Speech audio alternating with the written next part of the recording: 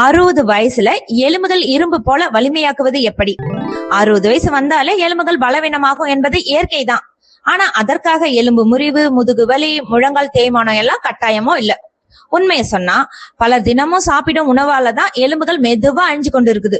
ஆனா சில பேர் 70-80 வயதுலயும் நேரா நடக்கிறாங்க, படிக்கட்டு ஏறுறாங்க, தங்களது வேலையை தாங்களே செய்து கொள்கிறார்கள். சரி, அவர்களுடைய ரகசியத்தை பார்க்கலாம். இன்றைய வீடியோவில் 60 வயசுக்கு மேல எலும்புகள் மீண்டும் வலிமையாக்கும் விஞ்ஞான ரீதியாக நிரூபிக்கப்பட்ட 10 முக்கிய வழிகளை பார்க்க போறோம். இந்த வீடியோவை கடைசி வரைக்கும் பாருங்க. ஏன்னா இறுதியா சொல்ல போகும் ஒரு பழக்கம் உங்கள் எலும்புகளின் வயதை 10 ஆண்டுகள் வரை குறைக்க உதவலாம். நம்முடைய உடல்ல எலும்புகள் உயிரற்ற கற்கள் அல்ல. அவை தினமும் உடைஞ்சி மீண்டும் உருவாகி கொண்டிருக்கும் உயிருள்ள திசுக்கள். இளமையிலே புதிய எலும்புகள் உருவாகும் வேகம் அதிகமா இருக்கும். ஆனா 50 வயதுக்கு பிறகு, குறிப்பா பெண்களுக்கு மாதவிடாய் நிற்கும் காலத்திலிருந்து எலும்புகள் உருவாகும் வேகம் குறைஞ்சிடும். இதன் விளைவாக எலும்பு தேய்மானம், எலும்பு உடையறது, அவங்களோட ஹைட் குறைதல், முதுகு வலியும் போன்ற பிரச்சனைகளும் ஏற்படலாம். இப்ப இது சரி செய்ய எலும்புகள் வலிமையாக 10 வழிகளை பார்க்கலாம். அதுல முதல்ல புரதம் இல்லாமல் எலும்புகள் வலிமை கிடையாது. பல பேர் நினைப்பாங்க கால்சியம் சத்து மட்டும் போதுன்னு. ஆனா எலும்புகளுடைய கட்டமைப்புல சுமார் 50% புரத அடிப்படையிலான கொலாஜன் தான் இருக்கு. அதனால நம்ம தினசரி முட்டை, மீன், பருப்பு, பயிறு, கொண்டக்கடலை, பால் போன்ற புரத உணவுகளை நம்ம சேர்க்கணும்.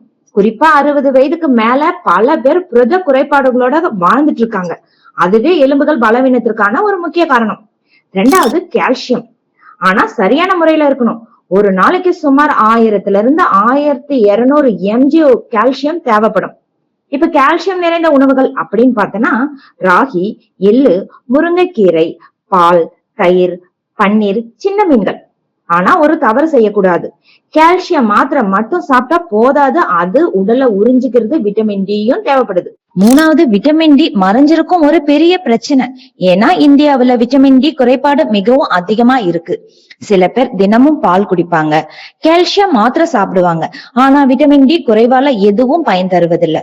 காலையில 8 மணி முதல் 10 மணி வரை 15-20 நிமிடங்கள் சூரிய ஒளியில் இருப்பது மிகவும் அவசியம்.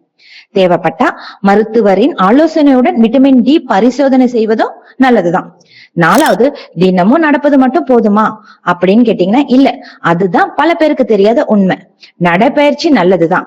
ஆனா எலும்பு அடர்த்தியா அதிகரிக்கணும்னா ரெசிஸ்டன்ட் எக்ஸசைஸ் மிகவும் முக்கியம். எதிர்ப்பு உடற்பயிற்சி. உதாரணமா சேரே இல்லாம சேர் மாதிரி உட்கார்றது, படிக்கட்டு ஏறுறது, சின்ன பொருளை வச்சு நம்ம எக்ஸசைஸ் பண்றது, ரெசிஸ்டன்ட் பேண்ட்ஸ் யூஸ் பண்ணி எக்ஸசைஸ் பண்ணது. இந்த பயிற்சிகள் எலும்புகளுக்கு நீங்க இன்னும் வலிமையா இருக்க வேண்டும் அப்படின்ற சிக்னலை அனுப்பி எலும்புகளும் தசைகளும் நல்ல வலிமையா இருக்கும்.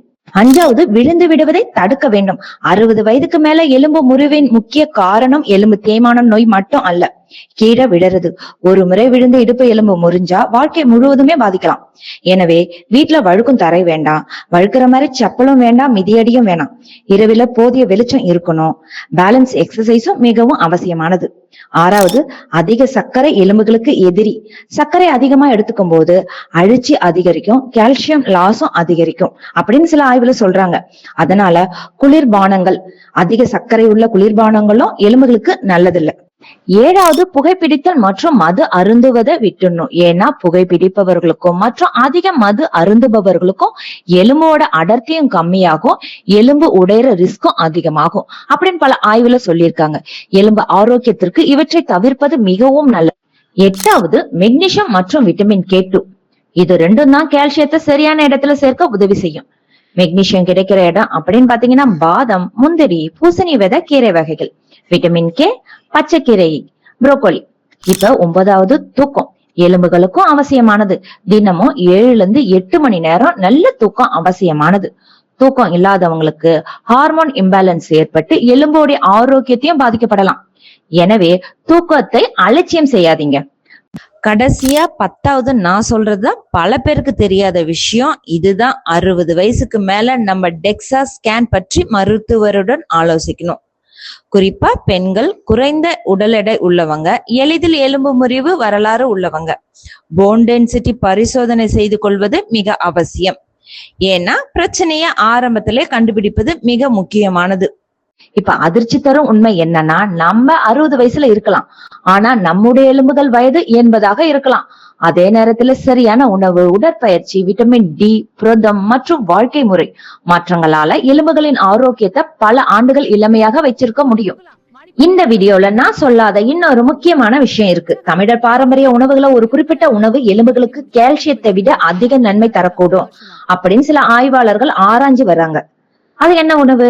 அடுத்த வீடியோவுல விரிவாக பார்க்கலாம். இந்த வீடியோ பயனுள்ளதாக இருந்தால் லைக் செய்யுங்கள், ஷேர் செய்யுங்கள் மற்றும் ஆரோக்கியமான வாழ்விற்காக டாக்டர் அக்யூட் சேனலை சப்ஸ்கிரைப் செய்ய மறக்காதீங்க.